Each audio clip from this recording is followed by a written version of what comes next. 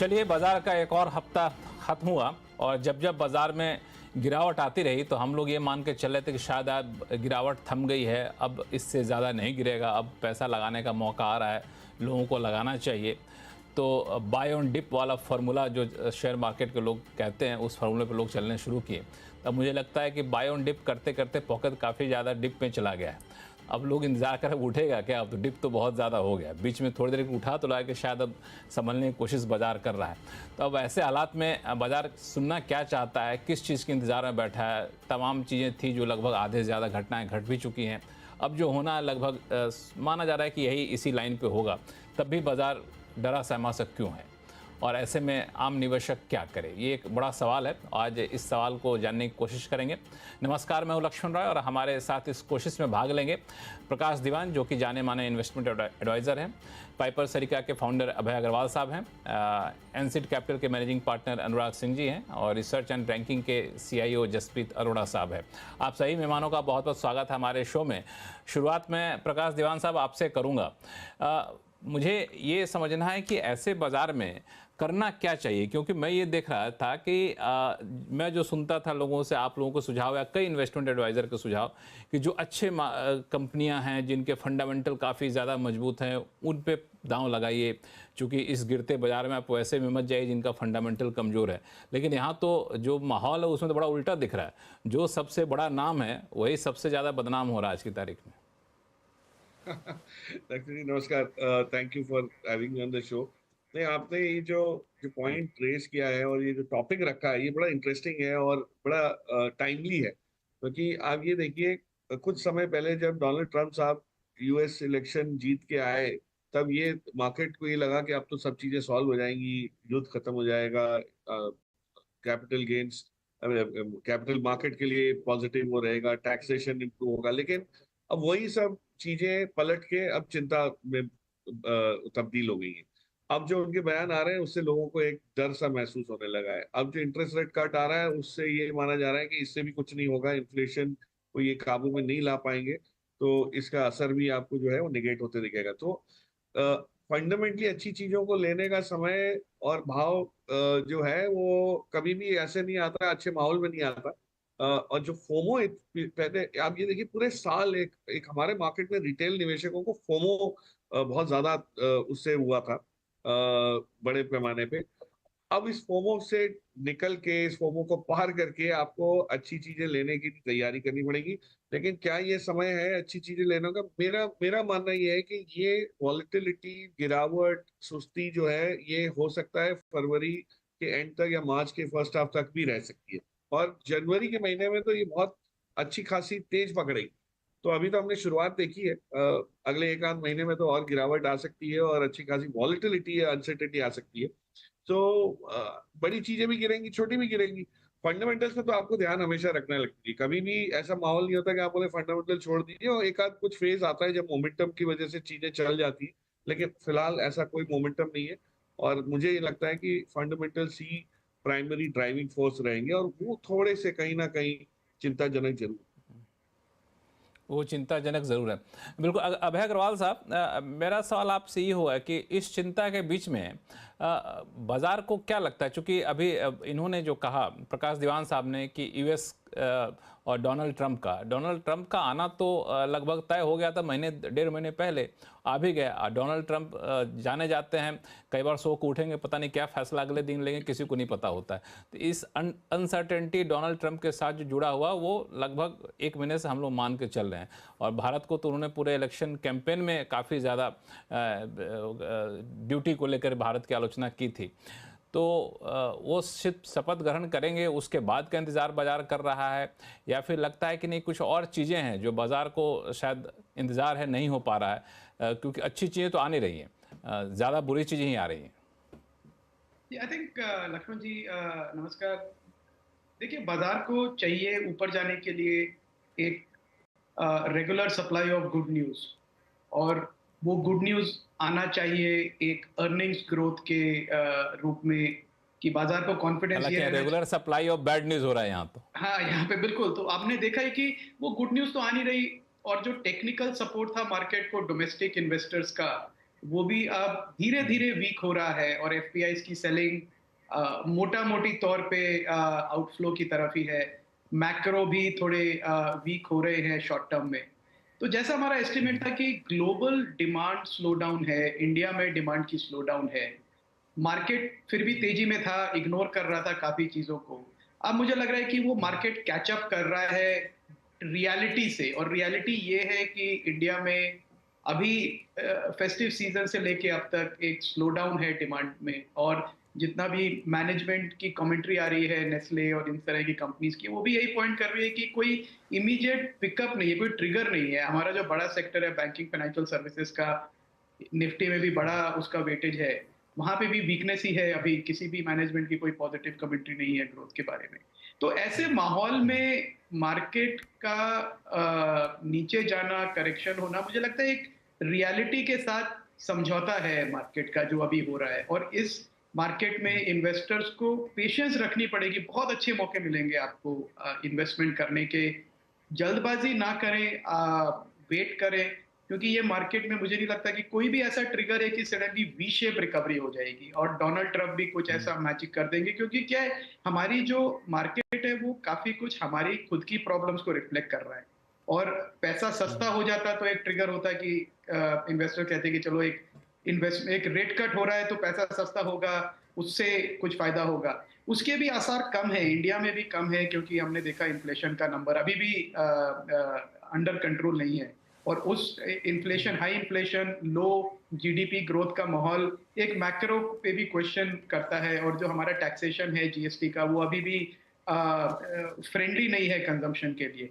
तो काफी सारी चीजें हैं जो अभी मार्केट समझ रहा है और इन्वेस्टर्स भी समझ रहे हैं। तो मुझे लग रहा है जो थोड़ा पैसा मार्केट से बाहर जा रहा है इस समय, जो मार्केट में करेक्शन क्रिएट कर रहा है, वो जो थोड़ा एक चार्म था और एक एक्सपेक्टेशन कि मार्केट तो हमेशा ऊपर ही जाएगा, बाय ऑन डिप्स ले लीजिए, वो थोड़ा टूटा है अभी।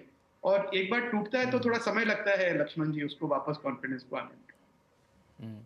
बिल्कुल, टूटता है तो थोड़ा सा समय लगता है। अनुराग सिंह जी, टूटता है तो समय तो लगेगा, लेकिन जो हम लोग मान के चल रहे थे कि चीज़ें, वैल्यूएशन का मामला है, वैल्यूएशन करेक्शन हो रहा है, वो तो हो गया। फंडामेंटल की बात हो रही थी, वहाँ पे थोड़ी बहुत दिक्कतें थी जिसको हम लोग दूर होते हुए देखे हैं। लेकिन अब हम लोग देख रहे हैं कि रिजल्ट के तौर पे भी, अगर एक्सेंचर एक बड़ा एग्जाम्पल था, एक्सेंचर के नतीजे अच्छे आए, अच्छे आउटलुक दिए, लेकिन इससे बावजूद हम देखें कि आईटी सेक्टर जो है सो वो गिर गया। तो इतना खराब माहौल क्यों आ गया मार्केट में? लक्ष्मण जी नमस्कार, आपको, सीनियर मेंबर्स को, और पहली बार आपके सामने मुखातिब हो रहा हूँ, तो अच्छा लग रहा है। देखिए, thank you so much Lakshman ji, देखिए इसको, मैं इसको थोड़ा सा पुल बैक करता हूँ और एक थोड़ा लार्जर लेंस लेते हैं। देखिए हमारा जो और फिर हम एक्सेंचर के नतीजे और उस पर आएंगे। बट ये एक हमें इंडियन मार्केट को, स्पेशली जो अब हमें सुन रहे हैं ना, उसमें 80% लोग वो होंगे जो कि पिछले 5 साल में मार्केट में बहुत एक्टिव हो गए। करीब 20% लोग ऐसे हैं जो कि उसके पहले से इन्वेस्ट कर रहे हैं। इंडियन मार्केट्स का रिटर्न अगर इंसेप्शन से देखें 1994 से, मैं निफ्टी पे रहता हूँ बिकॉज बीएसई सेंसेक्स की हिस्ट्री 84 में कॉन्स्टिट्यूट हुआ था, बैकडेट हुआ था, तो उसकी हिस्ट्री में थोड़ा रिटर्न ज्यादा दिखता है।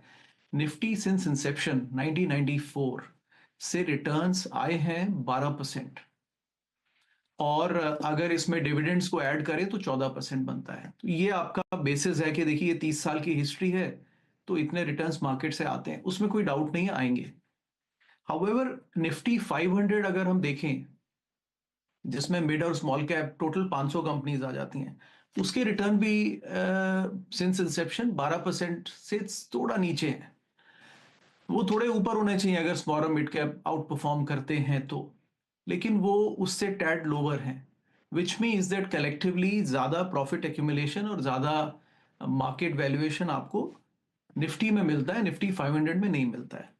आप पिछले 5 साल के रिटर्न्स देखिए, निफ्टी का कैगर है 25% और मिड और स्मॉल कैप का कैगर है, सॉरी, निफ्टी का कैगर है 12%, और पिछले निफ्टी मिड और स्मॉल कैप का करीब 28 से 30% का है।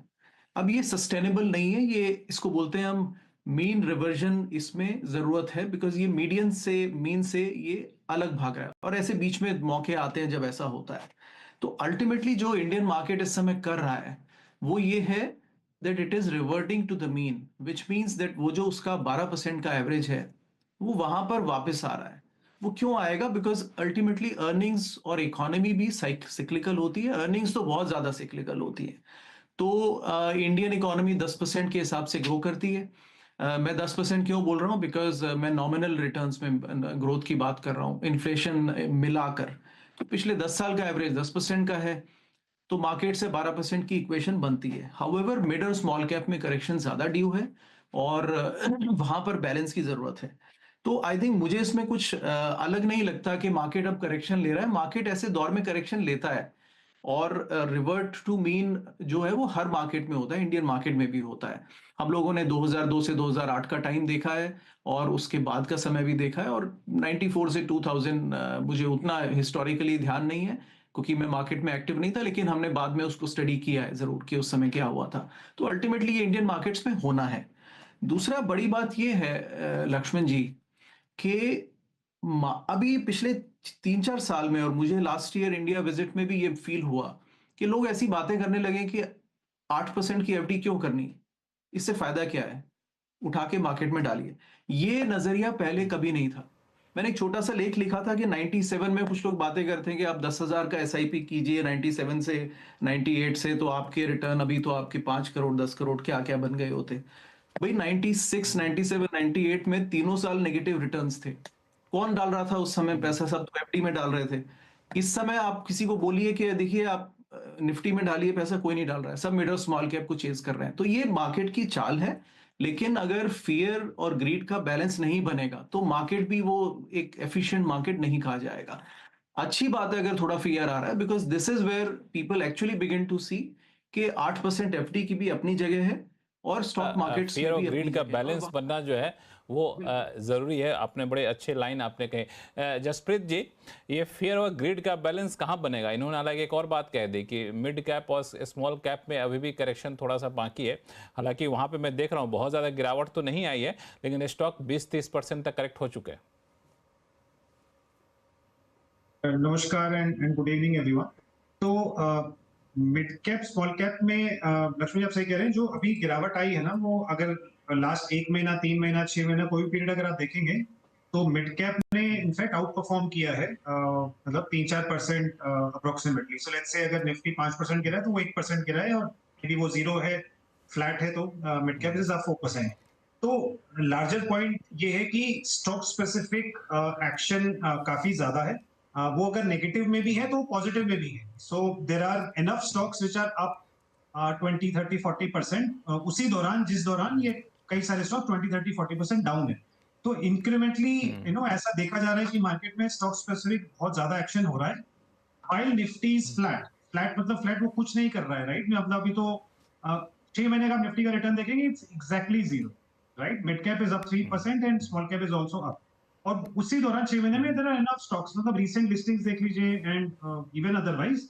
तो कहने का मतलब है कि ज्यादा पोर्टफोलियो में फिर stocks are more on the negative side और पॉजिटिव साइड्स। तो ऑब्वियसली ज्यादा मिड एंड स्मॉल कैप है, ज्यादा अग्रेसिव बेट्स ली हैं, हाई बीटा स्टॉक्स अगर पोर्टफोलियोज में बिल्ट अप हैं, तो obviously it will be more of the latter, जहां पे ओवरऑल वो है। But coming to your point, to your question, हम इक्विटीज रिसर्च एंड रैंकिंग में हम स्पेसिफिक स्टॉक्स पे बहुत ज्यादा फोकस्ड है, रादर देन निफ्टी क्या कर रहा है। क्योंकि बियॉन्ड द पॉइंट हमने वो देखा है लक्ष्मण जी की Nifty banking continuously under pressure है, आईटी ऊपर नीचे, एक क्वार्टर ऊपर एक क्वार्टर नीचे, एंड फार्मा में भी लार्जली वैसे ही। एफएमसीजी का उन सब की तो बात ही ना करें, मतलब वो तो कोई ट्रेंड ही नहीं है।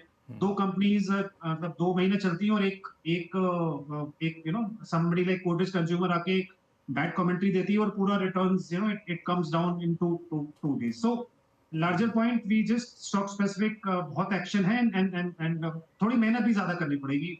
goes without saying 2025 will be full of hard work। प्रकाश दीवान साहब, मुझे जब मार्केट को देख रहा था, कुछ कुछ स्टॉक्स भी देख रहा था, आईपीओ भी देखा, तो मुझे एक कहावत या कहें कि लोग बोलते हैं आमतौर पे कॉलोनी में, सोसाइटीज़ में, वो बात याद आ गई कि घर में या फिर सोसाइटी में कोई नई बहू आती है तो लोग उसको ज़्यादा तवज्जो देते हैं, भले ही दूसरा कितना भी सुंदर क्यों ना हो। तो कितनी भी बड़ी बड़ी कंपनियां, लोग उस पर बहुत ज़्यादा भाव दे नहीं रहे हैं, और नई नई कंपनियां आ रही हैं और मांग रही हैं 10 करोड़, आज आ रहा है उनके पास 14,000 करोड़, तो उस पर ज़्यादा ध्यान दे रहे हैं लोग। क्या साइकोलॉजी होती है इसके पीछे? नहीं, सही बोला आपने लक्ष्मी जी। बट देखिए, कॉलोनी में नई बहू आए और उस सारे साल कोई और शादी नहीं हो, तब तो वो नई बहू की अहमियत भी रहेगी। लेकिन अभी हो ये रहा है कि शादी का माहौल है कि हर घर में शादी है।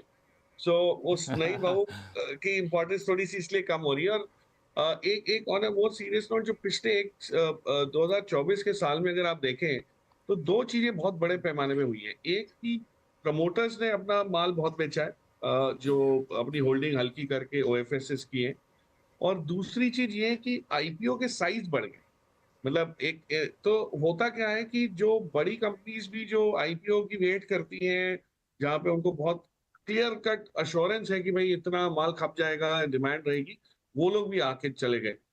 जो छोटी कंपनीज है उसमें जो अट्रैक्शन रहता है, जो अभी हमने सुना, अनुराग भी बता रहे थे कि भाई सारे लोगों को स्मॉल कैप और मिड कैप की तरफ झुकाव है, निफ्टी में किसी को इंटरेस्ट नहीं है, क्योंकि जो फोमो है वो पास्ट रिटर्न्स को देख के आता है।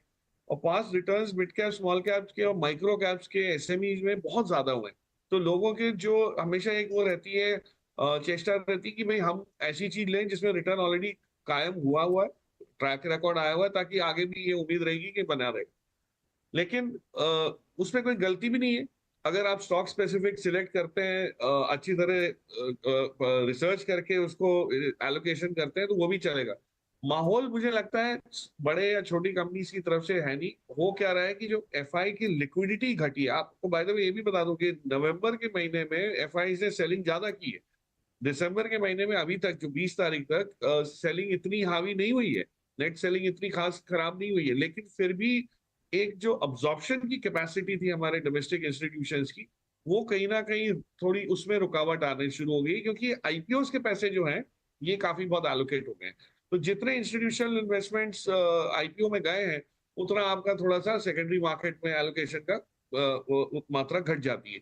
तो मेरे हिसाब से लिक्विडिटी का भी जो फ्लो है वो थोड़ा सा थमना शुरू हुआ है, विच इज गुड। मैं ये नहीं कह रहा कि लिक्विडिटी आना जाना खराब है, ये तो उतार चढ़ाव बना रहेगा, तभी तो मार्केट बनती है। और ईयर एंड पे जनरली लक्ष्मी जी ये होता है कि लोग अपना प्रॉफिट बुक करके मुनाफा घर ले जाने की चेष्टा करते हैं, खास करके एफआईस। वो आपको दिख रहा है। तो हो सकता है कि अगले हफ्ते से तो एक्टिविटी और भी घट जाए। तो ये हफ्ता तो आप छोड़ दीजिए, या दिसंबर का महीना छोड़ दीजिए, अगले जनवरी से जो शुरुआत होगी, और जो अभय जी समझा रहे थे कि अगले 1-1.5 महीने में बहुत अच्छी अपॉर्चुनिटीज आएंगी। तो हम तो ये देखते हैं कि अगर आपने समय से पैसा निकाला हुआ है, उसके लिए अपॉर्चुनिटी है। और जो समय से नहीं निकाल के बैठा है, जो पोर्टफोलियो में फुल्ली इन्वेस्टेड है, उसके लिए रिस्क ज्यादा हो जाता है। तो डिपेंडिंग ऑन आपने क्या एलोकेशंस किए हैं, I think the opportunity is very bright, likely to be very bright. मतलब मैं ये नहीं कह रहा कि गारंटी से आ जाएगा, और अच्छे कारणों की वजह से आना चाहिए कि हमारी इकोनॉमी बेशक वीक रही हो, Q2 खराब रहा हो, जीडीपी स्लो डाउन रहा हो, लेकिन सरकार वैसे कदम उठा रही है जिसकी वजह से ये इम्प्रूवमेंट आपको दिखेगा। तो डर है, लेकिन डर के आगे जीत भी दिख रही है।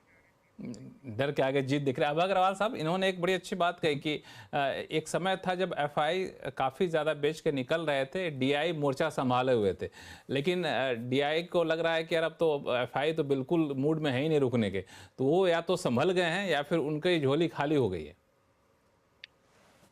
जी, मुझे नहीं लगता झोली खाली हुई है। आई थिंक अभी भी काफी जो नेट इनफ्लो है मार्केट में वो पॉजिटिव ही है, नेगेटिव नहीं हुआ है।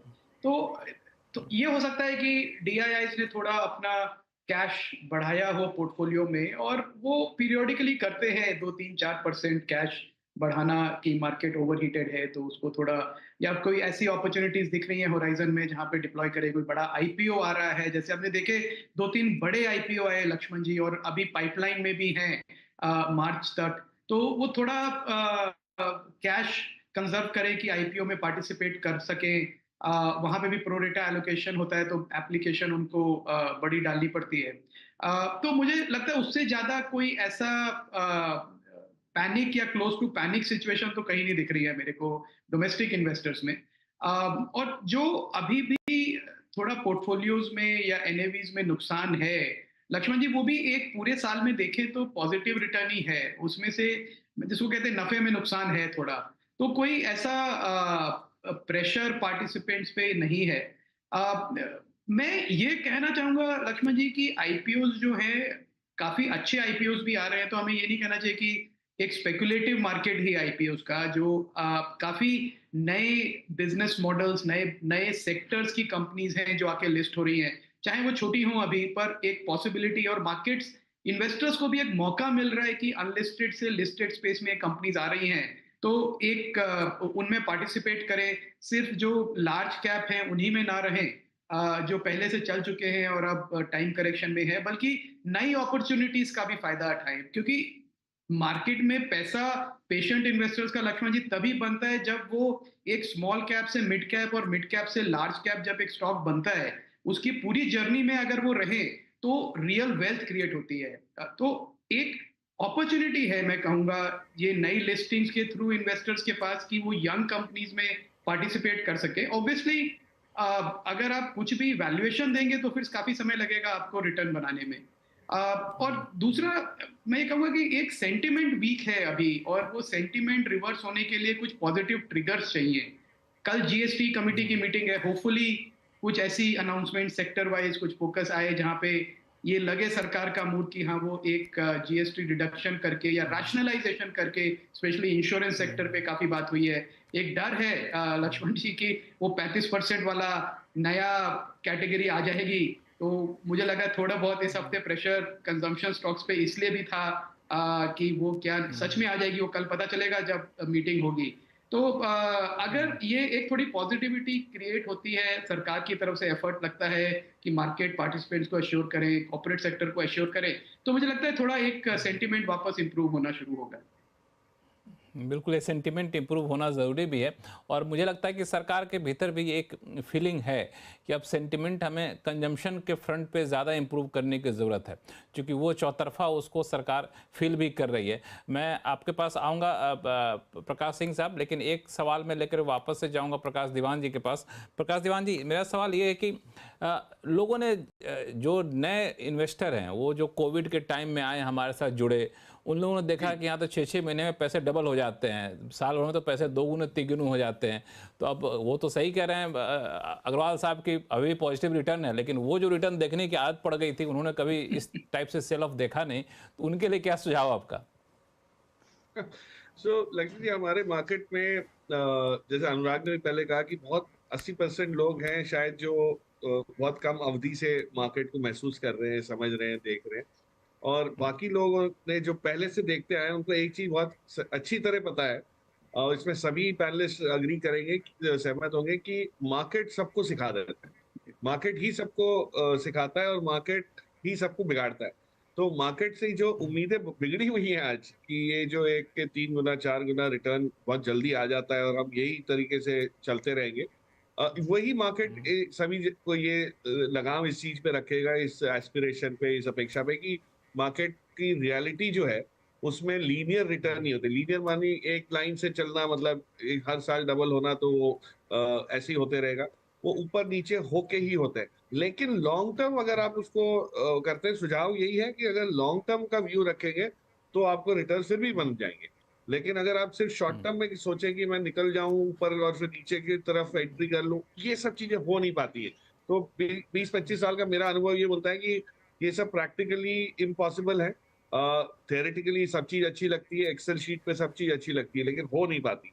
तो आप अच्छी कंपनीज के साथ रहिए और थोड़ा सा ओरिएंटेशन अपना लॉन्ग टर्म रहिए, और रोज रोज भाव देखना बंद करें, तब जाके पैसा बनता है। अदरवाइज आप ट्रेडर बनेंगे, ट्रेडर्स ने जो पैसा बनाया है या गंवाया है वो तो सेबी ने आपको रिपोर्ट में बता ही दिया है। तो उस हिसाब से मेरे ख्याल से बहुत सिंपल है, मार्केट ही सबको ये सीख दे दे। हालांकि बड़े अच्छी बात आपने कि प्रकाश दीवान जी, वो मुझे लगता है कि जो इस तरह से डरे हुए लोग हैं ना, उनको कुछ दिन तक अपना पोर्टफोलियो खोलना बंद कर देना चाहिए कि नहीं लगाना पैसा तो छोड़ दो, जो पड़ा हो उसे रहने दो। अनुराग सिंह साहब, आपकी तो एफआई से बातचीत होती होगी, क्या उन लोगों की फीलिंग क्या चल रही है? इंडिया कब आएंगे वापस? चाइना का तो ट्रेडिंग खत्म हो गया, यूएस में भी स्थिति वैसे ही है। लक्ष्मण जी फिर से जूम आउट करते हैं। अच्छा, एक नजरिया देता हूँ इस पर। ये जो आपने छोटा सा इसका बात की ना, एक एक मुझे काफी बार चाहे राइटिंग्स में बोले या अदरवाइज कमेंट्स में बोले, एक पुशबैक मिलता है कि देखिए, तो मैं ये सवाल करता हूँ कि अरे यार, ये अगर इतना आसान होता ना तो आपके पेरेंट्स ने भी या आपके डैड ने भी कमाया होता मार्केट में, राइट? वो भी एक एसेट एलोकेशन रखते हैं। उनके टाइम पे भी दौर आए थे जब मार्केट्स बहुत तेजी से राइज किया था। लेकिन एक कन्वेंशनल विजडम है कि एक वो परसिस्टेंसी बनी हुई है कि इक्विटी और में एक बैलेंस बना रहता है। हर कोई इतने भी पैसे नहीं कमाता उसमें। तो पुशबैक ये मिलता है कि नहीं, देखिए ये जनरेशन बड़ी स्मार्ट हो गई है। अभी यूट्यूब है और तमाम तरह की चीजें हैं, ये जनरेशन बहुत स्मार्ट हो गई है एंड बड़ा अवेयर है मार्केट में। भाई लेकिन उसका रिस्पॉन्स मेरा ये है लक्ष्मण जी कि जनरेशन के स्मार्ट होने से मार्केट के रिटर्न पे फर्क नहीं आता है, और ना कंपनी की प्रॉफिटेबिलिटी पे आता है, ना इकोनॉमी की ग्रोथ पे आता है। मार्केट तो उसको रिफ्लेक्ट करेगा। आप जनरेशन में अगर आप इंडिविजुअली स्मार्ट हो गए तो हो सकता है आपका रिटर्न बन जाए, बट कलेक्टिवली मार्केट से रिटर्न वही बनेगा जो इकोनॉमी में बन सकता है। तो कुल मिला के एक जिसको बोलते हैं कि ना, एक सरसों के तेल के दाने में से तेल उतना ही निकलेगा जितना है उसमें, राइट? आपका शेयर कितना बनता है आप उसमें देखिए। तो एक ये रिमाइंडर की जरूरत है। देखिए कि it's not about how much YouTube videos you see, market में रिटर्न वही है। सेकंड बात ये है इसमें लक्ष्मण जी के पैसा हमेशा उधर ही जाता है जहां पर ज्यादा पैसा ऑलरेडी है, and there is a reason for this, right? तो जिसने जहां बड़े इंस्टीट्यूशंस कहिए या कोई भी ऑलरेडी करंट एग्जिस्टिंग रिच लोग कहिए, कोई स्किल है जिससे वो पैसे को खींचते हैं, collectively rest of the segment से पैसा वापस ही जाता है। तो अभी आपने बात की, देखिए आईपीओज जिस समय ये फ्लिपकार्ट ने अभी डिसीजन लिया कि वो इंडिया की डोमिसाइल ले रही है, इंडिया में लिस्टिंग करेगी। यही दो तीन साल पहले बात चल रही थी कि ये यूएस में लिस्ट करना चाहते हैं फ्लिपकार्ट कार्ट को, राइट? बट अब अगर कंपनीज ये डिसाइड करें कि यूएस में नहीं लिस्ट करना है, हमें तो इंडिया में लिस्ट करना है, तो और सचेत हो जाना चाहिए इन्वेस्टर्स को। देखिए, at the end of this game पैसा जिसके पास ज्यादा था वो ज्यादा उड़ा ले जाएगा, और अल्टीमेटली वो कलेक्टिवली रिटेल से आएगा। तो आई थिंक बहुत सावधान होने की जरूरत है इसमें लक्ष्मण जी, बिकॉज अल्टीमेटली सारा पूरा retail money, the entire SIP trade which is sensible, right? I am not saying SIP should not be, they should be done, right? But they are misallocated, right, towards all these new IPOs and everything. और ये सब Insiders हैं, ये आपसे हमेशा ही ज्यादा जानते हैं, राइट? तो इनको पता है कब टाइम करना है आईपीओज को, कब लाना है। एक और बात लक्ष्मण जी जो बड़ा क्रिटिकल है, राइट, हम कई बार वो मिस कर जाते हैं, और मैं ये हर चैनल पे अभी पिछले हफ्ते से मैं ये बात कह रहा हूँ। हम बहुत बार कॉन्फिडेंस में आते हैं कि देखिए इंडियन मार्केट अब $5 ट्रिलियन की कैपिटलाइजेशन हो गया, हम तो यूके से आगे निकल गए, हम तो जर्मनी से आगे निकल गए, हम तो फ्रांस से आगे निकल गए, हम तो कनाडा से आगे, वो तो 2-2 ट्रिलियन पे बैठे हैं सब। देखिए, आप अगर यूके में बैठे हैं तो आप फ्रीली यूएस मार्केट में इन्वेस्ट कर सकते हैं, आपके ऊपर कोई बंदिश नहीं है। आप अगर जर्मनी में बैठे हैं या फ्रांस में बैठे हैं तो भी आप वो कर सकते हैं। आप अगर साउथ कोरिया में बैठे हैं तो भी आप वो कर सकते हैं। Indian market capital controlled market है। ये आपको पैसा बाहर ले जाने नहीं देता है, right, without permission. That is the reason सारा पैसा वहीं लगा हुआ है। तो मार्केट की वैल्यू बढ़ गई है। इसका मतलब ये ना सोचे कि बाकी जगह कोई कंपनीज ही नहीं है या उनकी कोई ग्रोथ नहीं हो रही है। और यही रीजन है वाई वर्लपूल, जो कि यहाँ पर 11 के मल्टीपल पे चलता है और पूरी $6-7 बिलियन की कंपनी है, और इंडिया में वो 80 के मल्टीपल पे चलता है, और कोई देखता नहीं है इसको। तो इस पे इस पे सवेरा होगा लक्ष्मण जी। बस ये है कि हम कॉन्स्टेंटली बता रहे हैं कि एसेट एलोकेशन को ठीक रखिए। प्लीज लार्ज कैप में 50% पैसा डालिए, मिड और स्मॉल में 20-30% से ऊपर नहीं होना चाहिए, और 20% डेट फंड्स भी रखिए। मेरा कांस्टेंट मैसेज इन्वेस्टर्स को वही है। लेकिन आप बोलेंगे कि पिछले 3 साल के रिटर्न तो स्मॉल मिड कैप में ज्यादा है। तो ये काम तो पहली जनरेशन भी कर चुकी है, इसका नतीजा अच्छा नहीं होता।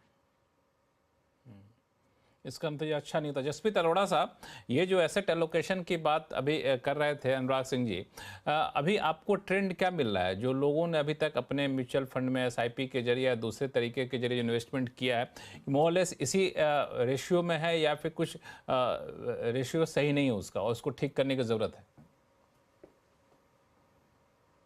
लक्ष्मण जी, ये थोड़ा सा ना केस स्पेसिफिक और पर्सन स्पेसिफिक बहुत ज्यादा हो गया है, बिकॉज एक उदाहरण देता हूँ आपको कि हमारे यहाँ वी हैव सीन पीपल जो 65-70 इयर्स एज्ड हैं, एंड हम उनका रिस्क प्रोफाइलिंग एज अच्छा। पर सेबी मैंडेट हमें रिस्क प्रोफाइलिंग करना होता है, एंड हम उनका रिस्क प्रोफाइलिंग करते हैं तो निकल के आता है कि वो मीडियम रिस्क है, right?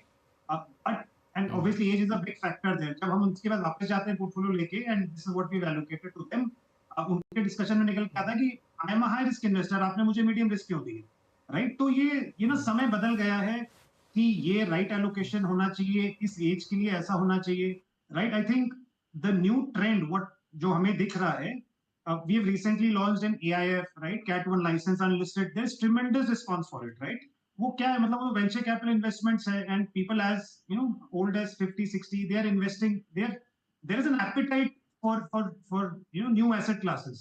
So excluding, let's say, real estate, excluding gold, excluding debt, there are enough now asset classes within equity or, and let's say, allied products. PMS, AIF है, म्यूचुअल फंड है, direct equity है। तो I don't think there is a right mix or a wrong mix. It all depends on individual to individual और जिसका जो risk appetite है। तो that's a larger point। तो client से, customer से, लोगों से बात करके ही समझ में आता है कि where exactly उनका इंटरेस्ट है, एंड उनको किस लेवल का returns expected, and people are okay with volatility। ये वो भ्रम है कि नहीं, मतलब volatility ज्यादा है तो लोगों को, I mean, by now, and thanks to channels like you and people like you, people are very well aware that there is an inherent risk in that asset, and they're okay with that because by now they know it। So I think it's a matured market, it's a matured asset class। Equity is a very very matured asset class। उसके अंदर बहुत सब assets बन गए हैं which are competing very very efficiently with traditional assets like real estate and gold and debt। एक चीज़ और जसप्रीत जी आपसे पूछूंगा, चूंकि आपने बड़ी अच्छी बात कही कि आप रिसर्च करते रहते हैं कौन किस एज ग्रुप के लोग कहाँ एसेट करते हैं, एलोकेशन करते हैं और क्या रिस्क प्रोफाइल होता है। तो मेरा हमेशा से एक जिज्ञासा रही है कि जो नए इन्वेस्टर हैं, नए इन्वेस्टर्स का मतलब जो यंगस्टर हैं, जो लोग ज़्यादा टेक सेवी हैं, जो लोग अभी अभी शेयर मार्केट में एंटर किए, मतलब पिछले 5 साल में एंटर किए, उन लोगों की क्या प्रायोरिटी होती है? प्रायोरिटी वाकई रिटर्न पे रहता है, या फिर वो लोग ज़्यादा टेक सेवी कंपनियों को लाइक करते हैं, या फिर सीधा देखते हैं कि दिन दूने रात चौगुनी कहाँ से पैसा मिलने वाला है? No sir, returns तो definitely will be the number one factor। वो definitely will be at all times। but उसी से related चीजें ये भी अभी निकल के आ रही हैं कि do they own stocks, do they own themes which are trending, right? Let's say, are they there in fintechs, are they there in food techs, are they there in logitechs, right? Are they there, मतलब उनकी जो holdings है, जो उनके advisors ने, उनके जो PMS companies उन्होंने इनको दी हैं, are they from railway, capex, infra, right? The EMS stories, right? जो incrementally हैं। तो if yes, then that's another level of satisfaction that they get beyond returns, right? That is also, and I would say the third part is that there is a continuous engagement with that advisor stroke PMS manager, which again is very necessary, and therefore we have a lot of people doing constant webinars, events, right? And we also do it for our customers so that उससे और ज़्यादा confidence मिलता है। And by that what I mean is they want to be informed investors। They just want to be, उनको ऐसा नहीं कि आपने चेक दे दिया, रिटर्न्स हमें दे दीजिए, हम घर खुश हैं। They want to be very well aware कि उनके अकाउंट में जो शेयर्स हैं उसके पीछे का थीसिस क्या है, राइट? उसके मूविंग पार्ट्स क्या है, and that is the next level of investment और next theme of investment, the next set of investors who are looking for such style of investment। नहीं, ये बड़ी अच्छी बात आपने बताई कि जो नए इन्वेस्टर है वो भी बहुत, ऐसा नहीं कि कुछ भी आप पकड़ा दे लेके चले जाएंगे, वो भी बहुत सारी चीज़ें फैक्टर हैं, उसको देखते हैं और देखते हैं कि वाकई क्वालिटी चीज़ें कहाँ पे। प्रकाश दीवान साहब ने तो पहले कह दिया था कि थोड़े दिन रुक जाइए, हो सकता है कुछ मैं को और आए आपको खरीदने के लिए। दीवान साहब, मेरा सवाल ये है कि अभी बहुत सारे सेक्टर में देख रहा था कि अंडर वैल्यूड हैं, सीमेंट का सेक्टर हो और भी ऐसे कई सारे सेक्टर हैं, तो अब अभी लोग रुक जाएँ कि थोड़ा सा और अंडर वैल्यूड होने का इंतजार करें वहाँ पर? नहीं देखिए, मैं तो अभय जी की बात से सहमत हूँ कि मौके मिलेंगे अगर आप सही स्टॉक सिलेक्शन कर पाए तो। और वो चीज बड़ी, मतलब कहना बहुत आसान है पर होती बड़ी मुश्किल है। और एक चीज और सेक्टर्स पे आने से पहले लक्ष्मी जी, ऐड करूंगा, ये जो नई जनरेशन की हमने बात की, यंगस्टर्स की बात की, जो पहली बार निवेश कर रहे हैं, पिछले 3-4 साल की हिस्ट्री देख के एक्साइटेड हैं, इंस्पायर्ड हैं, उनको एक चीज बहुत समझ आसानी से आ जाती है, वो है रिटर्न्स। रिटर्न्स देखना किसी को भी समझ आ जाता है, चाहे वो निवेशक हो या ना हो, है कि नहीं? क्योंकि आपने पिछले 6 महीने के, 1 साल के, 5 साल के सब रिटर्न निकालना सीख लिया। प्रॉब्लम आती है रिस्क को पैरामीटराइज करने की। आप रिस्क का आंकलन कैसे करेंगे? रिस्क किसी से आप पूछिए कि इसमें रिटर्न कितना आया, तो भाई इतना, इसके लिए आपने रिस्क क्या लिया, तो उसके कोई मायने नहीं रहते।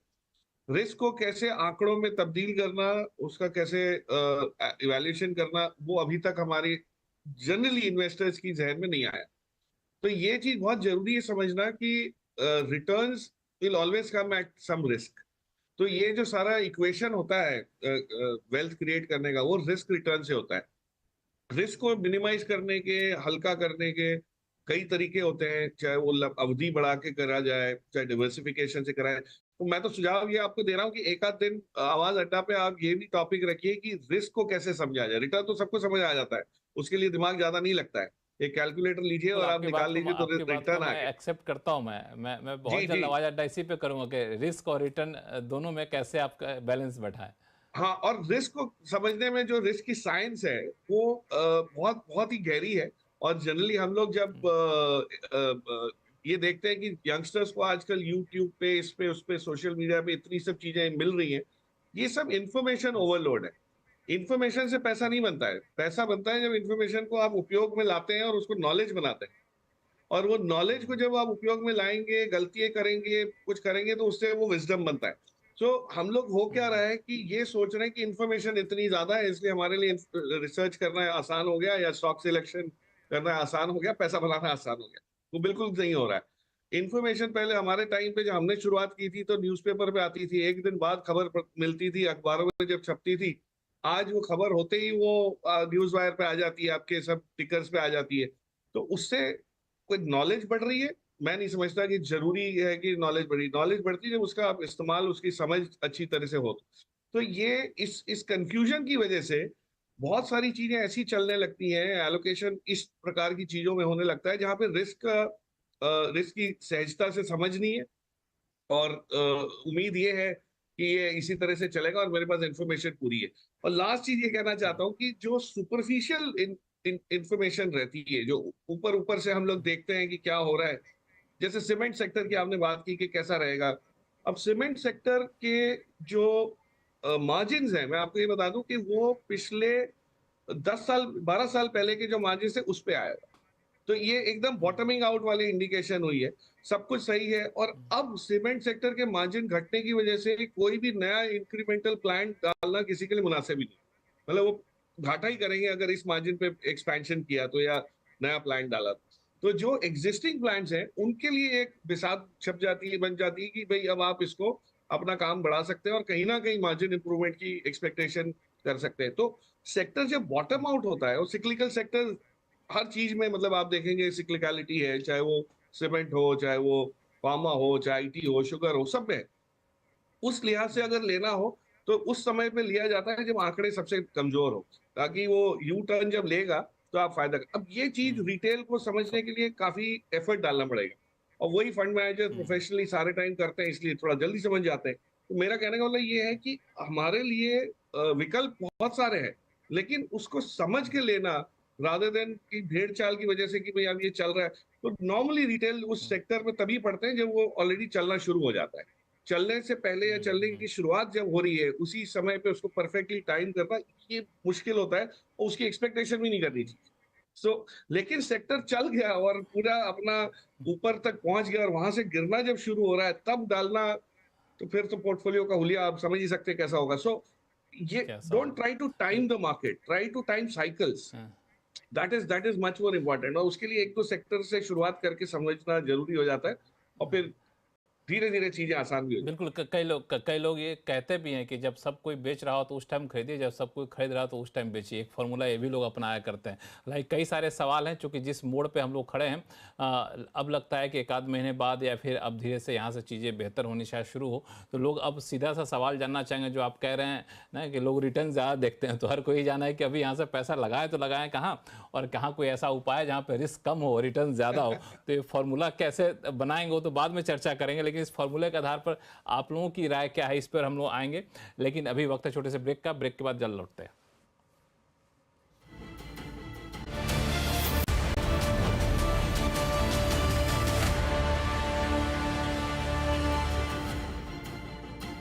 ब्रेक के बाद एक बार फिर सबका स्वागत है। हम लोग चर्चा कर रहे हैं शेयर बाजार को लेकर के। यहाँ पे सेंटिमेंट कमजोर है, खराब है, या फिर फंडामेंटल खराब है, इस पे हम लोग बातचीत कर रहे थे। और ब्रेक पे जाने से पहले प्रकाश दीवान जी बड़ा दिलचस्प बात बता रहे थे कि रिस्क भी देखना है, सिर्फ रिटर्न आपको नहीं देखना है। और जो लोग सिर्फ रिटर्न देखते हैं, रिस्क को दरकिनार करते हैं, वो बड़े नुकसान में रहते हैं। तो रिस्क और रिटर्न में कैसे संतुलन बैठाए, इस पर हम लोग अलग से आवाज़ अड्डा करेंगे। आज हम लोगों ने ये तय भी किया है। लेकिन अभी तत्काल अगर आपके मन में ये उठ रहा हो कि इन सारे चर्चा के बीच में हम करें क्या, हम कहाँ पे जाएं, तो अभय अग्रवाल साहब आपके पास मैं आऊँगा। अभी मैंने सवाल लेके प्रकाश दीवान साहब के पास गया भी था। ये कई सारे सेक्टर हैं, जैसे सीमेंट हो गया, शुगर हो गया, ऑटो हो गया, PSU बैंक हो गया, जहाँ पे काफ़ी ज़्यादा वैल्यूएशन कम है। अब कई बार लोग कहते हैं कि यहाँ पे आप पैसा डालना शुरू कर दीजिए, फिर कई बार लगता है गिर जाएगा, थोड़ा सा और गिरने ही देते हैं। जब गिरता है तो ये लोग सोच के चलते हैं, थोड़ा और गिरने देते हैं। जब उठना शुरू होता है तो फिर पछताना शुरू कर देते हैं। तो इन सारे सेगमेंट को लेकर आपकी राय क्या, आप अपने पोर्टफोलियो को कैसे डिवाइड करते हैं अपने यहाँ? ये देखिए, मेरा एक्सपीरियंस ये है कि मार्केट ना हमेशा हर समय बुल्स और बेयर्स दोनों को डिसअपॉइंट करता है। क्योंकि कुछ लोग होते हैं वो कहते हैं कि गिरा नहीं मार्केट काफी, वो डिसअपॉइंटेड है। किसी को लगता है ऊपर ज्यादा गया नहीं, तो ये एक डिसअपॉइंटमेंट है, ये तो हमेशा ही रहेगी। आप एक इमोशनल स्टेट ऑफ माइंड है इन्वेस्टर्स के लिए उसको करना। और मार्केट में लक्ष्मण जी जो सेक्टर्स हैं, अभी भी इन्वेस्टर्स देखिए, किसी भी मार्केट में देखें, वो उन सेक्टर्स पे फोकस रहना चाहिए जहां पे ग्रोथ है, क्योंकि मार्केट में जब रिटर्न बनता है तो वो ग्रोथ जहां पे आती है उस पे बनता है, और वो ग्रोथ जस्टिफाई करता है हायर वैल्यूएशंस को। हमने देखा है इंडिया जैसे मार्केट में लक्ष्मण जी 5-10 साल में भी देख लें, बहुत सारे वैल्यू ट्रैप्स होते हैं, जिसे हम कहते हैं कि आपको हिस्टोरिकल मल्टीपल से सस्ते में कंपनीज मिल रही हैं, लीडिंग कंपनीज मिल रही हैं, पर वो सेक्टर में ग्रोथ ही नहीं है, कंपनीज की ग्रोथ ही नहीं है, तो जो वो मल्टीपल भी है वो भी महंगा है। और ये हमने देखा काफी सेक्टर्स में, जैसे बैंकिंग फाइनेंशियल सर्विसेज सेक्टर आप देख लीजिए, एक इतना बड़ा सेक्टर है, साइडवेज गया है। जो लीडिंग स्टॉक्स हैं 5 साल 6 साल पहले जो प्राइस था, मोटा मोटी उधर ही है अभी भी, तो कुछ रिटर्न बना नहीं वहां से, और वो सस्ते ही होते जा रहे हैं 5 साल से। तो हर टाइम ये बनता है कि अब ये सस्ता हो गया इतना कि इसको ले लें, पर अगर ग्रोथ नहीं है तो मेरे को नहीं लगता कि इन्वेस्टर्स को उसमें से कोई रिटर्न बनेगी। कहाँ पे फोकस होना चाहिए? उन सेक्टर्स पे जहां पे एक ग्रोथ की अपॉर्चुनिटी क्लियर बन रही है, और उसमें जो लीडिंग कंपनीज हैं वो और भी ज्यादा ग्रो करेंगी, सेक्टर से भी ज्यादा ग्रो करेंगी। तो अगर आप एक सेक्टर जिसमें अगेन मेरा बाय रिकमेंडेशन नहीं है, पर हमारे मॉडल पोर्टफोलियो में ओवरवेट है काफी समय से, वो है large cap export pharmaceutical companies. मुझे लगता है फार्मा एक ऐसा सेक्टर है जो काफी साइडवेज कंसोलिडेट हुआ है, रिसेंटली आउट परफॉर्म किया है मार्केट को, पर मुझे लगता है अभी एक बहुत बड़ा सेक्टर है जिसमें इंडिया एक ग्लोबली कॉम्पिटिटिव प्लेयर बन सकता है, स्पेशली यूएस और यूरोप मार्केट के लिए। तो फार्मा में मुझे लगता है कि एक बड़ी अपॉर्चुनिटी है ग्रोथ की अगले 5 साल के व्यू में। जो जितनी भी सारी कंपनीज उन्होंने बहुत अच्छा काम किया है पिछले 5 साल में। यूएस का जो फेड FDA है वो काफी फ्रेंडली और कंसिलिएटरी मूड में है अभी, और मुझे लगता है ट्रम्प जी आएंगे उनके बाद भी वही रहेगा, क्योंकि वो चाहते हैं कि जो जेनरिक रिक्वायरमेंट है, जेनरिक्स की रिक्वायरमेंट है यूएस में, वो चाइना पे डिपेंडेंट ना रहे बट वाइड बेस हो। और इंडियन कंपनीज का पोर्टफोलियो, जो प्रोडक्ट लॉन्च का पोर्टफोलियो है, वो भी बहुत जबरदस्त है। मैंने इतना अच्छा पोर्टफोलियो पिछले 5 साल में नहीं देखा लॉन्चेस का। तो फार्मा में मुझे लगता है अच्छी अपॉर्चुनिटी है। दूसरा जो सेक्टर है वो एक करीब 10, 12, 15 कंपनीज ऐसी हैं लक्ष्मण जी जो complex electronics, semiconductors, space tech के एरिया को केटर कर रही है, और इसमें भी सरकार का बहुत बड़ा फोकस है इस समय कि जो इंपोर्ट है इन सब आइटम्स का, सिंपल आइटम्स का, जैसे बैटरी के जो सेल्स हैं, ईवी बैटरीज के, सेंसर्स हैं जो गाड़ियों में लगते हैं, सेमीकंडक्टर्स हैं जो $1, $1.5, $2 के जो आते हैं चिप्स, वो, और स्पेस को जो स्पेस टेक या डिफेंस की जो रिक्वायरमेंट है कम्युनिकेशन इक्विपमेंट की, उसको रिप्लेस करें डोमेस्टिक प्लेयर्स के। तो काफी सपोर्ट है, और उस स्पेस में काफी कंपनीज हैं इंडिया में जो स्केल अप हो रही है बहुत फास्ट, और मुझे लगता है वो अगले 5 साल 50% साल दर साल की रेट से ग्रो करेंगी। तो पर इन्वेस्टर्स को थोड़ी मेहनत करनी पड़ेगी इन्हें ढूंढने में। तो क्लियरली ऐसा नहीं है कि मार्केट में कोई अपॉर्चुनिटीज नहीं है, मुझे लगता है मार्केट में अभी भी बहुत अच्छी अपॉर्चुनिटीज हैं, बस आपको पर देखना है इन्वेस्टर्स को एक लॉन्ग टर्म ग्रोथ कहाँ पे ज़्यादा है, ग्रोथ कहाँ पे ज़्यादा है। आपने बहुत एक इम्पॉर्टेंट पॉइंट बताया अनुराग सिंह साहब। ये जो बार बार डर जाते हैं लोग, या फिर ट्रम्प साहब बयान दे के लोगों को डरा देते हैं, तो इस डर का खतरा किस सेक्टर पे ज़्यादा आपको दिख रहा है इंडिया में? लक्ष्मण जी, एक देखिए, इंडिया का जो अब उससे 4-5 साल पहले जाएं, करीब 30 से 40% अर्निंग्स हमारी एक्सपोर्ट ड्रिवन सेक्टर से आती थी, which is technology and pharma. Pharma के तो अपने अप्स एंड डाउन्स चलते रहते हैं, बट टेक्नोलॉजी और आउटसोर्सिंग पे अगर ज्यादा कुछ एक्शन होता है तो फिर फर्क पड़ता है इंडियन कंपनीज में। बट इसके साथ साथ मैं ये भी ऐड कर दूं कि वो पड़ेगा नहीं, रादर पॉजिटिव इम्पैक्ट पड़ेगा नेगेटिव की जगह। इंडिया में कोई ऐसा मैन्युफैक्चरिंग का तो बड़ा बेस है नहीं कि यूएस में बहुत एक्सपोर्ट्स हो रहे हैं गुड्स के, सर्विसेज ही होता है, और सर्विसेज पर लोगों की उतनी अभी प्रेशर नहीं है, because one services is little more high skilled और वो जॉब स्पेसिफिक होता है। तो उस लिहाज से देखें, और तीसरा, तमाम यहाँ के बड़े बैंक्स बोलिए, सब कंपनीज बोलिए, उनके ग्लोबल कैपेबिलिटी सेंटर्स इंडिया में ऑलरेडी बन गए हैं, राइट। अभी एग्जाम्पल के तौर पे बताएं तो JP Morgan, bank of America, Wells Fargo, इनके बहुत बड़े, मतलब 25, 30, 40 हजार के लोग इनके इंडिया में कैपेबिलिटी सेंटर्स में काम कर रहे हैं। तो I don't think a capital friendly government कोई ऐसा डिसीजन लेगी जिससे उसको नुकसान हो। इन अ वे वो भी तो एक कंट्री से, इंडिया से एक्सपोर्ट ही हो रहा है ना सर्विसेज का, बट वो कंपनी टू कंपनी हो रहा है। जेपी मॉर्गन अपने एम्प्लॉइज इंडिया में भी रखता है, यूएस में भी रखता है। तो बहरहाल बातों पर उतना ना जाए, ट्रम्प गवर्नमेंट बिजनेस के लिए अच्छी है, बट हाँ वो यूएस बिजनेस के लिए अच्छी है, लेकिन इंडिया जिस तरह से लैच्ड ऑन है ग्लोबल इकोनॉमी में, इंडिया को उसका फायदा ही होगा, नुकसान नहीं होगा। नुकसान उनको है जो मैन्युफैक्चरिंग पावर हाउसेज हैं, वहां पर टैरिफ्स थोड़ा सा असर कर सकते हैं, उनको कॉस्ट ईट अप करना पड़ सकता है। तो दिस इज वन तो याद है कि बाकी वहाँ पे शॉर्ट टर्म चलती रहेंगी। बट हालांकि ट्रम्प साहब को पिछले अपने टर्म 1 में उन्होंने, याद होगा आपको, कि एल्युमिनियम पे, स्टील पे काफ़ी हैवी ड्यूटी लगा दी थी। वो थोड़ा सा बहुत ही निराशाजनक रहा था, और अभी तक तो चाइना पे निशाना उनकी तरफ है। अब इंडिया की तरफ कब घूम जाए रडार कोई जानता है नहीं। नहीं वो देखिए लक्ष्मण जी, वो तो, बट जैसा मैंने कहा, देखिए चाइना में क्या होता है मेटल्स इंडस्ट्री में, वहां पे वो ज्यादा डिसाइड करता है रियलिटीज वर्सेस, बिकॉज कमोडिटीज में हर कंजम्पशन में 50% चाइना ही कंज्यूम करता है, तो we should look at that. बाकी India should be little careful of the excess capacity in China. वो पूरे वर्ल्ड पे डंपिंग होगी अगर वो यूएस में नहीं जा पाई, तो वो एक लार्जर डिस्कशन है। लक्ष्मण जी, एक छोटी सी बात, वो पिछले बार आपने वो एफआईआई का कहा था, उस पर एक नजरिया पॉजिटिव है। देखिए एफआईआई इंडियन मार्केट में मैटर नहीं करते ज्यादा, उनका फ्लो कितना होता था। आप मैं तो फिर जूम आउट करके अगर हिस्ट्री देखता हूं तो वही 10 बिलियन, कभी 15 बिलियन, कभी 20, उससे ज्यादा तो कभी गया नहीं है। तकरीबन 10 से 15 बिलियन उनका फ्लो रहता है, कभी हुआ तो कभी 0 ईयर्स भी रहते हैं, राइट। और अगर हिस्ट्री को देखें अगेन 2020 से पहले जाएं तो वो हिस्ट्री बड़ी कॉन्ट्रा है। जब डीआईआईज की बाइंग ज्यादा आती है तो उनकी सेलिंग आती है, और उनकी सेलिंग है तो उनकी बाइंग आती है। थर्ड इज, जब जीरो रेट्स चल रहे थे, जीरो एफओएमसी रेट्स थे, बॉन्ड यील्ड्स about 1.5 पर थी, 2 से नीचे थी, तब पैसा वो तमाम इमर्जिंग मार्केट्स में जाता है।